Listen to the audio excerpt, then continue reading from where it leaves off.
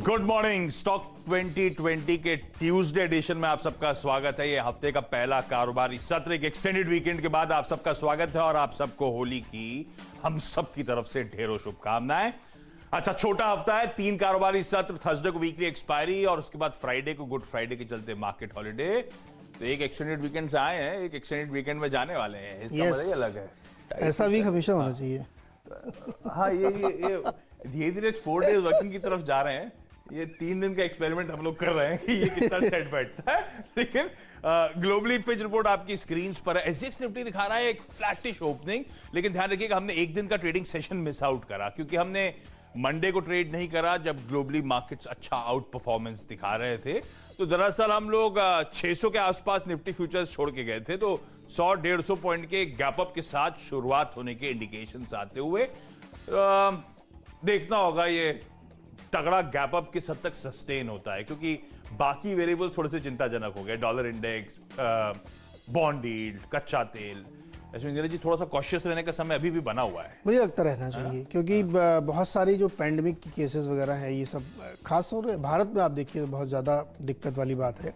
अमेरिकी बाजार 2 दिन का अगर आप उसमें देखना चाहें तो वो एक बड़ी घटना वही आर की गोज वाली हुई है, जिसमें कुछ बैंकों को जो है नुकसान हुआ है। अब नुकसान कितना हुआ है इसका असेसमेंट धीरे धीरे पता लगेगा। कुछ लोग कह रहे $2 बिलियन का है, कुछ लोग कह रहे उससे ज़्यादा का हो सकता है। तो वो दिक्कत कर सकता है आगे जाते हुए। अगर ये हम पे भी असर आएगा क्या, या बस मूड सेंटीमेंट बिगड़ा? नहीं, अगर क्रेडिट स्विस को नुकसान हो रहा, वो बेच रहा, तो फिर वो लॉस कवर करने के लिए यहाँ भी बेचेगा अपनी माल।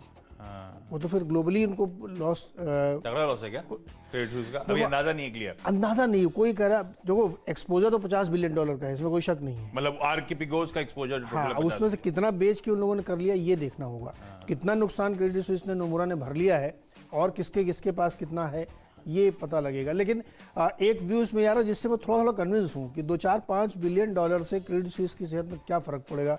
ये $1 ट्रिलियन को मैनेज करते हैं, तो इतनी छोटी रकम का नुकसान मान लो वो भी से ऐसा हुआ क्यों? ये यूएस मार्केट तो चल ही रहे हैं, रिकॉर्ड हाइस पे पड़े हुए हैं। नहीं, उसमें कुछ स्टॉक्स गिरते हैं ना वहाँ पे। देखिए, वहाँ पे सर्किट नहीं होता है और ना वहाँ पे फ्यूचर होता है। कैश का स्टॉक है, 70% गिर जाता है। तो लास्ट वीक में अगर आप देखें तो वाईकॉम, सीबीएस का, डिस्कवरी का, इन सब पे एक्सपोजर था इसका। 30-40% गिरे। वो दरअसल मैंने आपको बताया ना, प्रोडक्ट ही बड़ा इंसेन टाइप का प्रोडक्ट है कि आप खरीद लीजिए, नुकसान होगा तो मैं भर दूंगा, लॉस होगा तो ले लूंगा मैं। तो बैंक ने क्यों खरीदा उनके ब्याह पे? फिर एक्सपोजर भी आपने दिया। अब उधर नुकसान हो गया तो आप कह रहे हो उससे कि पैसे लाओ, उसके पैसे नहीं है तो आप उसका माल फोड़ रहे हो, है ना। प्लेस शेयर जैसे आप करके जाते हैं फिर तोड़ते हैं, तो उसकी वजह से नुकसान हुआ। तो हालांकि अमेरिका में ऐसे प्रोडक्ट बहुत सारे आपको मिलते हैं जो आपको समझ में नहीं आएगा कि कैसे बंडलिंग की गई है। तो उसका नुकसान हुआ, देखते हैं कि क्या असर पड़ता है। लेकिन मुझे लगता है कि बहुत ज़्यादा असर इस वजह से नहीं होना चाहिए। वन ऑफ इवेंट है, क्योंकि बहुत बड़ी रकम नहीं लगती। लेकिन हाँ, धीरे धीरे अगर खुलेगा तो पता नहीं कहाँ तक जाएगा। तो एक फैक्टर ये। दूसरा फैक्टर, अब आप असली मुद्दे पे आ जाएं जहाँ पे बॉन्ड यील्ड 1.71 से ऊपर निकल रही है, कच्चा तेल 65 से ऊपर निकल रहा, बावजूद इसके कि वो शिप चली गई है क्योंकि ओपेक की बैठक में पता नहीं क्या होने वाला है, लोगों को डर लग रहा है। तो ये जो ट्रेड सेटअप है वो बहुत कन्विंसिंग नहीं लग रहा मुझे। तो ये शिप निकली कैसे? वो पहले दिखाया था इतनी ताकत थी शेप, एक छोटा सा बुलडोजर, उसमें से मिट्टी निकाल रहा है। वो चींटी जैसा जो ये शिप निकल आई। ये हो सकता है फुल मून में वो हाई टाइड का फायदा मिल गया। हाई, वही उसमें लिखा हुआ था कि टाइड का और फुल मून की वजह से थोड़ा फायदा मिला। तो जिसकी वजह से घुसे थे उसी की वजह से फायदा मिला। तो खैर एनीवे, शिप निकल गई, ये बहुत अच्छी खबर है। और क्योंकि वहां से भी बहुत नुकसान हो सकता था, लेकिन अब ट्रेड रफ्तार में आ गया है। तो मुझे लगता है कि बाजार में थोड़ा सावधानी पूर्वक ट्रेड करें। 2 दिन के गैप में हो सकता है कहीं कहीं बहुत अच्छी तेजी देखने को मिले, लेकिन सावधानी बहुत जरूरी है आज। हाँ, मेल हम दोनों के लिए इजी होगा कि गैप अप हमें पता है कि कौन से स्टॉक्स होंगे जो अच्छा आउट परफॉर्म करेंगे। उसके बाद की तस्वीर तो स्ट्रिक्ट स्टॉप लॉस के साथ ट्रेड करना है। हाँ, ये 20 स्टॉक्स हैं, पढ़ाई करिएगा, स्टोरीज अच्छी लगी तो आप उनमें से शॉर्टलिस्ट करिएगा उन स्टॉक को, फिर ट्रेड लीजिएगा। और दिन के दौरान आपको लगे कि भाई ओपनिंग से पहले ट्रेड दे दिया, फायदा क्या है? तो ओपनिंग के दौरान तो एक्सपर्ट्स का बहुत बड़ा पैनल रहता है सीन के आवाज पे, वो लाइव ट्रेडिंग में भी आपकी मदद कर रहा होगा। तो ये बेसिकली आपके वो स्टॉक्स हो गए जो इन न्यूज हैं, इन मोमेंटम है या किसी और वजह से फोकस में है। तो आपकी जो लिस्ट तैयार हो रही है, दरअसल 10 के 10 बल्लेबाज हैं। तो मेरे पास कोई गेंदबाज भी हैं आज। गेंदबाज हैं? हाँ, होने भी चाहिए, ठीक बात। तो गैप अप के बाद भी, मतलब गैप अप के बाद बेच दो। गैप अप होगा तब बेचने का, ठीक है। तो मैं शुरुआत थोड़ी सी फार्मास्यूटिकल बेट्स के साथ कर रहा हूं। बायोकॉन पहला स्टॉक है जो रडार पे रखिएगा।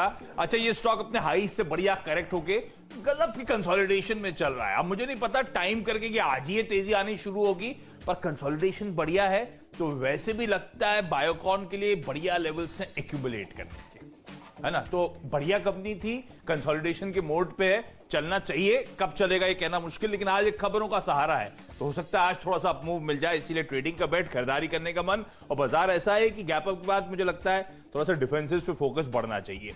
बायोकॉन फार्मा ने ब्राजीलियन कंपनी लिब्स फार्मास्यूटिका के साथ ब्राजील में जेनरिक फॉर्मुलेशंस को लॉन्च करने का करार करा है।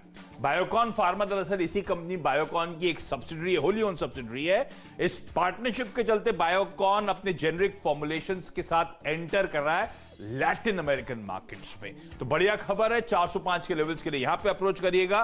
दो स्टॉक और इंटरेस्टिंग, मैंने हेल्थ केयर फार्मास्यूटिकल के साथ शुरुआत करी, कोविड टाइम्स, पैंडेमिक और वो वापस हॉस्पिटलाइजेशंस की शुरुआत, मुंबई में अपडेट आ रहे थे बेड को लेकर, वापस कंसर्न्स आने लगे हैं। पहली नेशनल ऑक्सीजन नाम की कंपनी, अच्छा इसमें प्रमोटर्स पिछले 2 क्वार्टर्स से स्टेक बढ़ा रहे हैं, 67.5 था 69.99, 70% पे प्रमोटर्स अपना स्टेक ले आए। इस बीच एक प्रमोटर एंटिटी को यूनिट 10 12 लाख प्रेफरेंशियल शेयर्स जारी कर रहे हैं। दरअसल लोन आउटस्टैंडिंग के वनस्पत ये प्रेफरेंशियल शेयर्स जारी कर रही है कंपनी। हाँ, एक बात ध्यान रखिए कि एक्स ग्रुप का है, साल के आईस 51 के थे, बढ़िया करेक्ट हुआ है। एक्स ग्रुप का फिर भी मेंशन इसलिए कर रहा हूं कि मुझे लगता है जैसे मैंने वो सयाजी होटल्स की बात करी थी, आने वाले कुछ दिनों तक अच्छा अपमूव दिखाएगा। अगर ऐसा रहा तो मुझे लगता है फिर वो कंसर्न रहना नहीं चाहिए। ये कंपनी लिक्विड और गैसियस ऑक्सीजन बनाती है, नाइट्रोजन बनाती है, मेडिकल ऑक्सीजन बनाती है, तो इसको रडार पर रखेंगे। कॉर्पोरेट डेवलपमेंट और साथ साथ मुझे लगता है टेलविंड्स वैसे ही बनी हुई हैं। दूसरी कंपनी इसी कड़ी में, क्योंकि इसका नाम लिया तो इस इंडस्ट्री का पापा लिंडे इंडिया आपकी स्क्रीन पे आना चाहिए। 1900 प्लस के साल के हाईज, 1933 1950 शायद साल के हाईज हैं, वहां से करेक्ट हुआ है लिंडे इंडिया।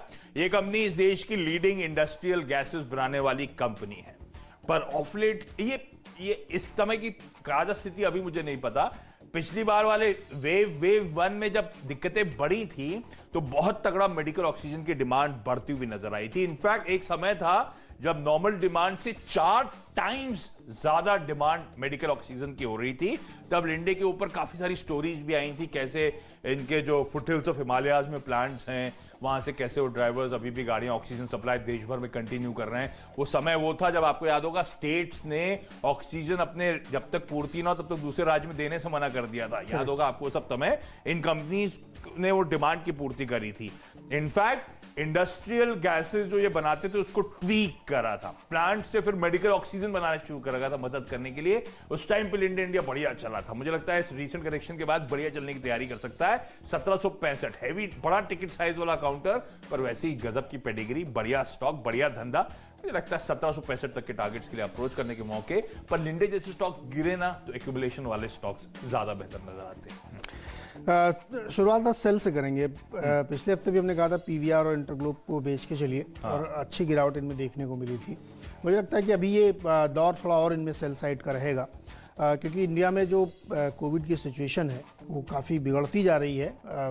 कई सारे राज्य ऐसे हैं जहाँ पे मुंबई महाराष्ट्र में नाइट कर्फ्यू लग गया है और ये 15 अप्रैल तक चलने वाला है। तो सिचुएशन बहुत अच्छी है नहीं दरअसल, और ट्रेवल में भी दिक्कतें आ रही हैं, लोग जाने में खुद ही अब परहेज़ कर रहे हैं, मॉल्स में ऑलरेडी एंट्री नहीं ले रहे हैं लोग।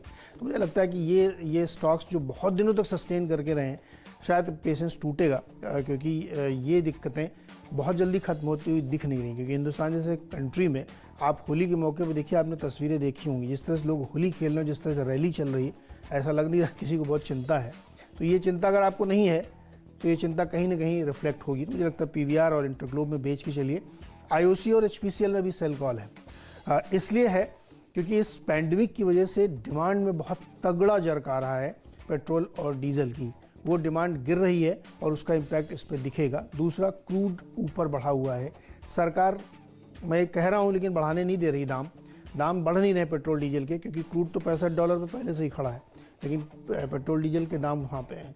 मुझे लगता है कि इन दोनों पे भी प्रेशर देखने को मिलेगा, और अब ओपेक की जो बैठक है 31 और 1 को, उस पर भी शायद फिर से प्रोडक्शन कट, या तो स्टेटस को छोड़ देंगे या हो सकता है कुछ और भी कर सकते हैं। तो मुझे लगता है कि ऑयल मार्केटिंग कंपनीज IOC और HPCL में बेच के लिए, BPCL इसलिए नहीं करो क्योंकि वो न्यूज़ ड्रिवन काउंटर है, कभी भी कोई भी इधर उधर की खबर आ जाती है तो स्टॉक में मोमेंटम आ जाता है। तो अच्छा, ये लॉकडाउन जो है ना सुबह 7 बजे तक चल रहा है महाराष्ट्र में। तो सुबह हालांकि हम जिस समय आते हैं उस समय गाड़ियां वैसी रोड पे नहीं रहती, लेकिन फिर भी जितनी रहती है उससे भी बहुत कम मिनिस्क्यूल इक्का दुक्का गाड़ियां नजर आई पूरे रास्ते में। तो लॉकडाउन तो वापस आ गया है, इम्पैक्ट दिखता है। अच्छा, अगला स्टॉक जो है वो है मिंडा इंडस्ट्रीज।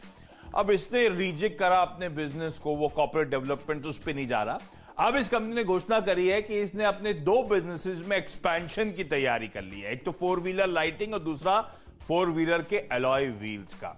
इनका कहना है दरअसल जो मार्केट सिनेरियो है वो बहुत इंप्रूव कर रहा है और डिमांड इंक्रीज कर रही है, इसीलिए कैपेसिटीज ऐड करने का समय आ गया है।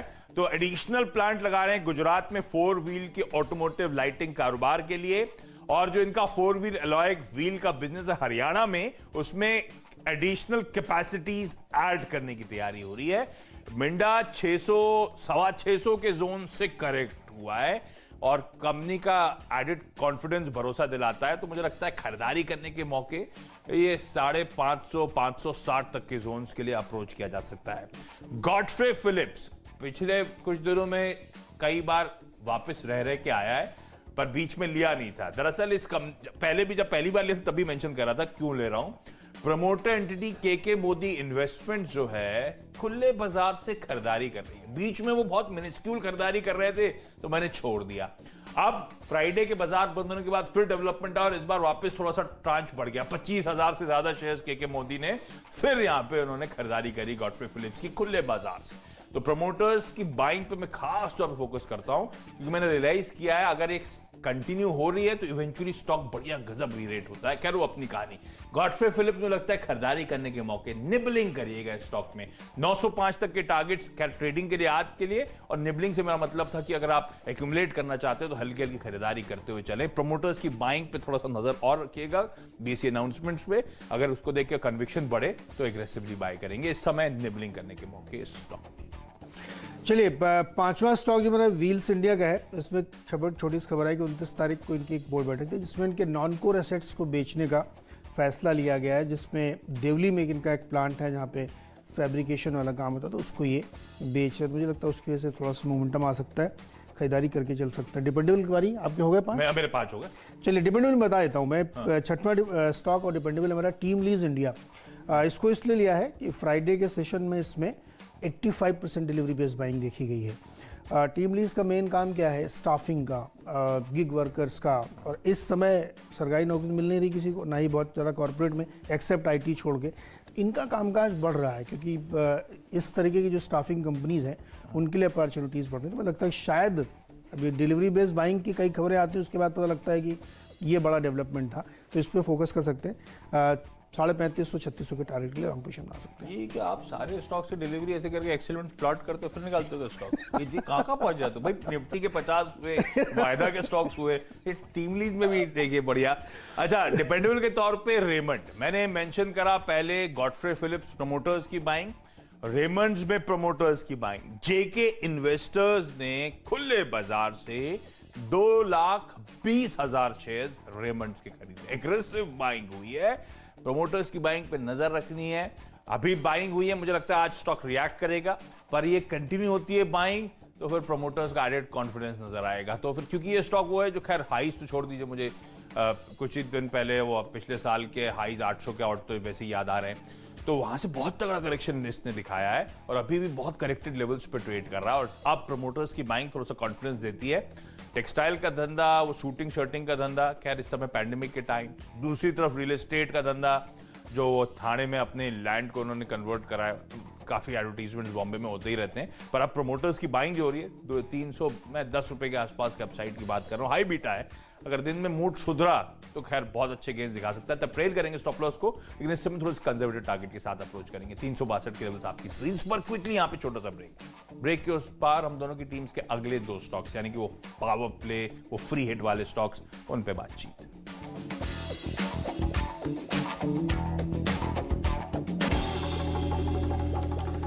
स्वागत एक बार फिर से आपका। और बारी है फ्री हिट और पिंच हिटर की। फ्री हिट में स्टॉक है राणे मद्रास, और इसको इसलिए चुना है कि इनकी भी एक बैठक है, बोर्ड बैठक है 29 तारीख को हुई, और उसमें 8,50,000 जो शेयर्स हैं वो उनको फुली पेडअप बना के दिया गया है, वारंट के तौर पे इशू किए गए हैं।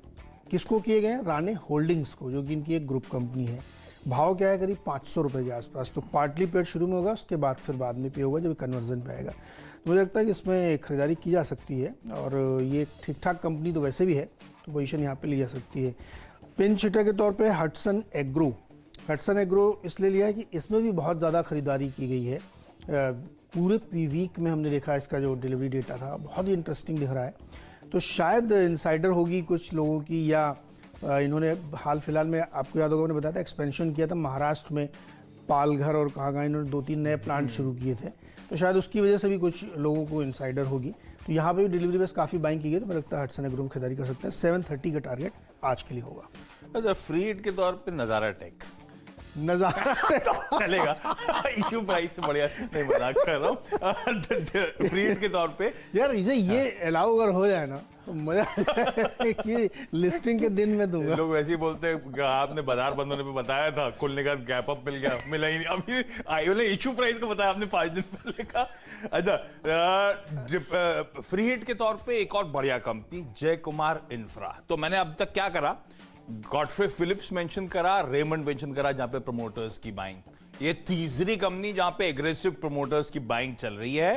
प्रमोटर्स ने 3.25 लाख शेयर, 3,26,000 शेयर्स खुले बाजार से इस कंपनी के एक्वायर करें। फ्राइडे का अपडेट ये आता हुआ, यानी कि 3.25 लाख शेयर्स मतलब 0.43, मतलब आधे टके के आसपास की इक्विटी प्रमोटर्स ने खुले बाजार से खरीदी है।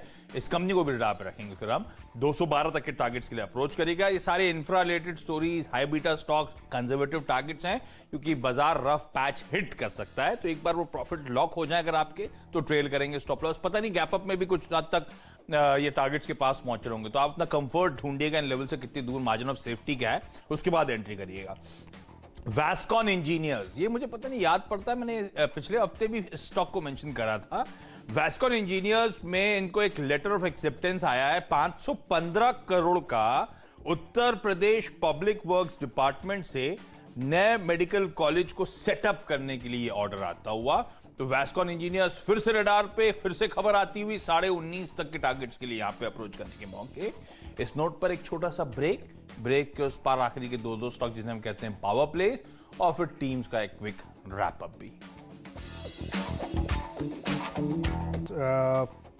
एनबीएफसी है, और लेने के पीछे 2 वजह थी।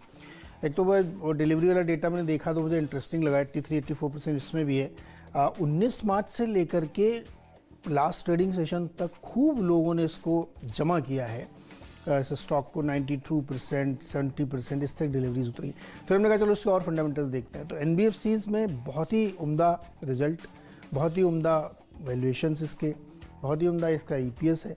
मुझे लगता है इस पर फोकस करना चाहिए। साउथ बेस्ड है, और 2 व्हीलर फाइनेंसिंग इनकी बहुत ही ज़बरदस्त है, और उस पर ये बहुत ज़्यादा फोकस भी कर रहे हैं। तो इन सब तमाम चीज़ों को देखते हुए हमें लगता है कि सुंदरम फाइनेंस में भी आज ध्यान दे सकते हैं। ट्रेडिंग की बेट 2525, 2550 तक के लिए इसमें आप खरीदारी करके चलो। और अंत में आईटीसी चलेगा क्या? यार देखो, जब से लड्डू चढ़ाए थे उसके बाद से वो 220, 225 के आसपास बहुत दिनों से भारती के लिए लड्डू चढ़ा दीजिए भैया। भारती के लिए लड्डू चढ़ा रहे हैं, एक में चढ़ा दिए। अब हमें इसलिए लगता है कि यहाँ पे तेजी आनी चाहिए, क्योंकि अब डिफेंसिव बेट का समय है, और इसने बहुत लंबे समय से अपना कर लिया है काम, तो इसको खरीदारी कर सकते हैं। और मुझे लगता है कि सिगरेट कंपनीज में या तमाम सिन प्रोडक्ट वाली कंपनीज में तो फोकस रहेगा ही, क्योंकि आज आपने गॉडफ्रे फिलिप्स दिया है। एफएमसीजी पे ध्यान रखिएगा, ये पूरे पैंडेमिक के दौरान मार्च अप्रैल के बाद से लास्ट ईयर से चले नहीं है सारे स्टॉक, तो शायद अब इनकी बारी आने वाली है। तो आईटीसी से हम रखा है ट्रेडिंग के लिहाज से 220 का टारगेट लीजिए। अगर 220 हासिल हो जाता है तो फिर हम लोग कल बात करेंगे इसके आगे क्या टारगेट बनेगा। ठीक बात। अगले 2 स्टॉक्स भी बाय हैं। पहला है एनबीसीसी। तो एक इंफ्रा कंपनी जय कुमार इंफ्रा थी, वो इसलिए थी क्योंकि प्रमोटर्स की एग्रेसिव बाइंग हुई थी। एनबीसीसी इसीलिए क्योंकि दिल्ली के कुछ मार्की प्रोजेक्ट्स हैं जिसपे स्ट्रीट बहुत पैनी नजर रखती है। एक वो नेताजी नगर में जो रीडेवलपमेंट का काम चल रहा है। अब एनबीसीसी को ऑर्डर नहीं मिला है, एनबीसीसी क्या करती है, ऑर्डर्स पास ऑन करती है। तो नेताजी नगर का काम आगे बढ़ा है। नेताजी नगर के लिए जनरल पूल, ऑफिस अकोमोडेशन, सार्थक ऑफिस, हॉस्टल वगैरह ये सब जो एलाइड एक्टिविटीज थी 1350 करोड़ रुपए के आसपास इन्होंने ऑपरेशन और मेंटेनेंस का कॉन्ट्रैक्ट एक कंपनी को दिया है। तो ऐसा नहीं इनको ऑर्डर मिला है, पर इस पे भी नजर रहती है कि किस तरह से वो प्रोग्रेस कर रहे हैं वो प्रोजेक्ट्स। तो अच्छी खबर आ रही है नेताजी नगर प्रोजेक्ट को लेकर। मुझे लगता है 47-48 तक के लेवल्स के लिए आज अप्रोच करने के मौके। लास्ट में एडीएफ फूड्स अब इन्होंने गुजरात में एक मैन्युफैक्चरिंग फैसिलिटी लीज करी जिसमें कमर्शियल प्रोडक्शन की शुरुआत हो गई है। तो ये कंपनी अब frozen breads, snacks, ready to eat products उस मैन्युफैक्चरिंग फैसिलिटी जो कि सूरत में वहां से बनाने के कामकाज की शुरुआत कर रही है। 950 के हाईस थे। और फ्रोजन ब्रेड्स पढ़ने के बाद मैंने ढूंढा फ्रोजन ब्रेड भाई, फ्रोजन फूड आइसक्रीम में क्या होती है फ्रोजन? अब वो कहते हैं कि फ्रोजन ब्रेड वो होती है कि आप एक टेक्निक होती है जिसमें आधी बस बेक करके छोड़ दिया जाता है ताकि डीप फ्रीज करा जा सके उन ब्रेड्स को। तो आप लेकर आए, आपने ओवन में डाला, आपने फुल कुक कर ली और फ्रेशनेस जैसे खाएं। अरे ये अपने दिल्ली वाले भाई लोग सब तो डे टाइम में ही करते हैं। वो समोसा जो है आधा तल के रखते हैं, ब्रेड पकौड़ा आधा तल के रखते हैं। डबल तलते हैं ना, उसके बाद मजा चले जाता है। लेकिन नहीं देखो, पहले मुझे भी ऐसा लगता था कि ये जो दोबारा तलते हैं ना ठंडा हो जाता है इसलिए गर्म करनी। ना हाफ कुक करके जैसे अपने क्रिस्पी बनाने के लिए आप उसको हाफ फ्राई करके रख दीजिए और दोबारा जब आप उसको दोबारा फ्राई करेंगे उसी तेल में तो क्रिस्पी हो जाता है, बहुत ही क्रंची। इसलिए करते हैं वो टेक्निक है फूड की। बस तो ये फ्रोजन ब्रेड तो दिल्ली वालों को सीख के एडीएफ फूड ने ये ब्रेड ऐसी बना दी है। समोसे के बाद मुझे पता नहीं उसके आलू भी याद आने लगे। कहां पहुंचा दिया आपने। मेरी 10 की टीम क्विकली स्क्रीन पे दिखाइएगा। 10 के 10 बल्लेबाज। अब 10 के 10 बल्लेबाज हैं तो इसमें सिन प्रोडक्ट का एक की कंपनी आपने जो ली है गॉडफ्रे फिलिप्स, वो हमारी कप्तान की पसंद वाला शेयर होगा। इसलिए क्योंकि प्रमोटर बाइंग है तो उसका इम्पैक्ट जरूर दिखता है, क्योंकि प्रमोटर से ज्यादा अपनी कंपनी के बारे में कोई नहीं जानता है। तो मुझे लगता है वो खरीद रहे हैं तो ट्रेड जरूर बनता है यहाँ पे। मेरी टीम इस पे स्ट्रीट एक कॉर्पोरेट डेवलपमेंट भी वेट कर रही है। उससे पहले प्रमोटर्स वो एग्जिट वाला ना, ललित मोदी वाला वो हुआ, अभी कुछ अपडेट है नहीं, लेकिन प्रमोटर्स की के मोदी इन्वेस्टमेंट की बाइंग वो इंटरेस्टिंग है। खैर आपकी टीम में गेंदबाज और बल्लेबाज दोनों थे।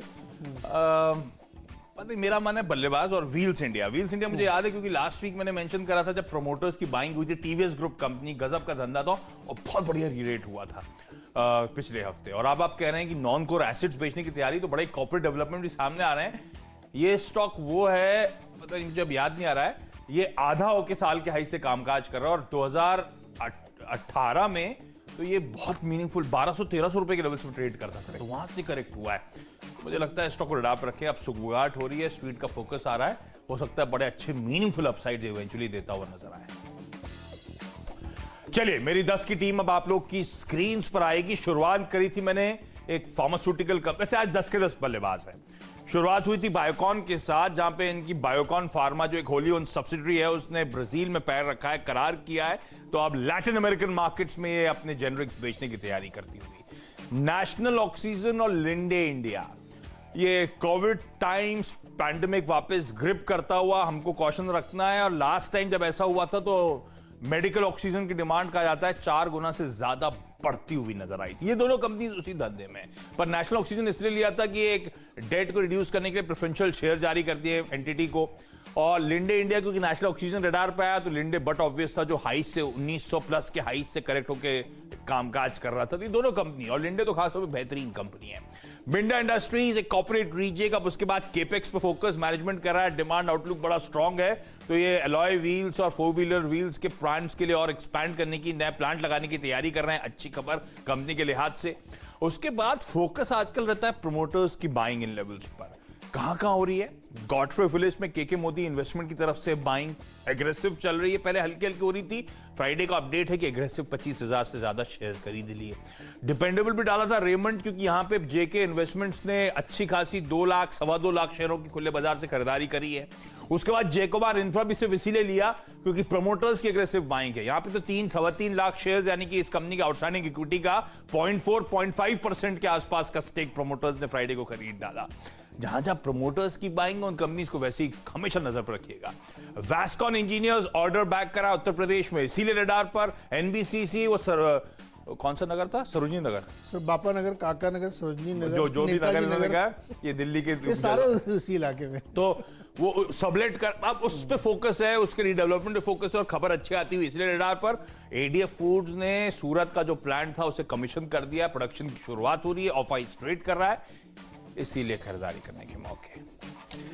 चलिए, खरीदारी पे फोकस के साथ साथ थोड़ा सा सचेत रहिए, इसलिए बिकवाली वाले शेयर्स भी शामिल किए हैं। और मुंबई में, महाराष्ट्र में, या केरल, गुजरात, तमिलनाडु, तमाम ऐसे राज्य हैं जहां पे लॉकडाउन की थोड़ी सी छाया पड़ रही है। इस वजह से उन स्टॉक्स पे प्रभाव पड़ेगा जो पीवीआर, इंटरग्लोब, इस जैसे शेयर हैं जिनका डायरेक्ट बिजनेस हिट होता है। बड़ी उम्मीद बंधी थी कि शायद अब वैक्सीन के बाद सब कुछ ठीक होगा, लेकिन जिस तरह से तस्वीर बदल रही है उससे थोड़ी दिक्कत है। आईओसी और एचपीसीएल में भी बेचने की सलाह है, क्योंकि जो फ्यूल है उसकी डिमांड थोड़ी सी टैपर हो रही है, और साथ ही साथ दाम बढ़ाने में थोड़ी दिक्कत हो रही है कंपनियों को, कोई बाहरी प्रभाव है उनके ऊपर। और व्हील्स इंडिया में खरीदारी इसलिए क्योंकि non core assets Deoli plant के बेच रहे हैं, तो उससे उसकी वजह से खरीदारी करनी चाहिए। टीम लीज, ये बड़ी ज़बरदस्त इसमें डिलीवरी डेटा है, तो कोई समझदार व्यक्ति इसमें डेफिनेटली खरीद सकता है। आप डिलीवरी देख सकते हैं, तो मुझे लगता है इसमें खरीदारी करनी चाहिए।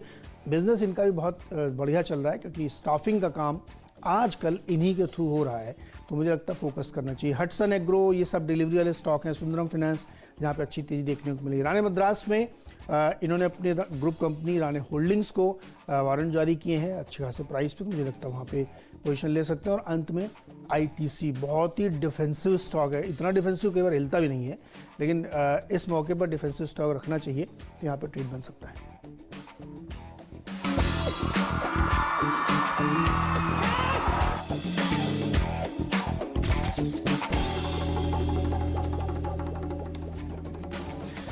तो मुनाफे की तैयारी के लिए बिल्कुल तैयार हो जाइए। होली अब आप मना चुके हैं, होली और शिप भी निकल गया, जो फंसा हुआ शिप था वो निकल गया, और इस बीच में कांड भी हो गया अमेरिका में। क्या? हाँ, वो आर्किगोज वाला।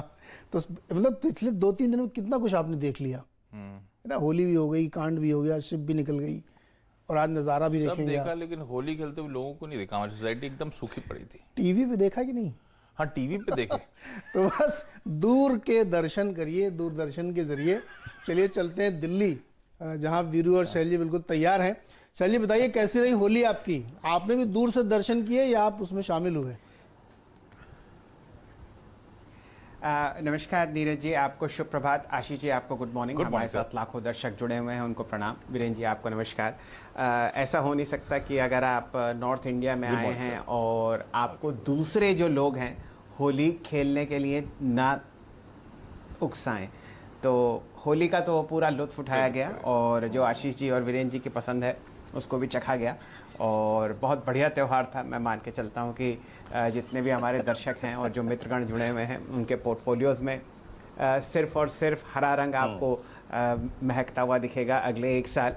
तो हफ्ते की शुरुआत है, छोटा हफ्ता है, फ्राइडे की छुट्टी थी, मंडे की छुट्टी है, तो यूँ समझिए कि आपको बहुत बढ़िया बढ़िया चीज़ें होती हुई दिखेंगी। आपने मेंशन किया आर्गोस कैपिटल, जो कि लगभग $20 बिलियन का जो हेज फंड था, वहाँ पर पोजीशंस अनवाइंड हुई।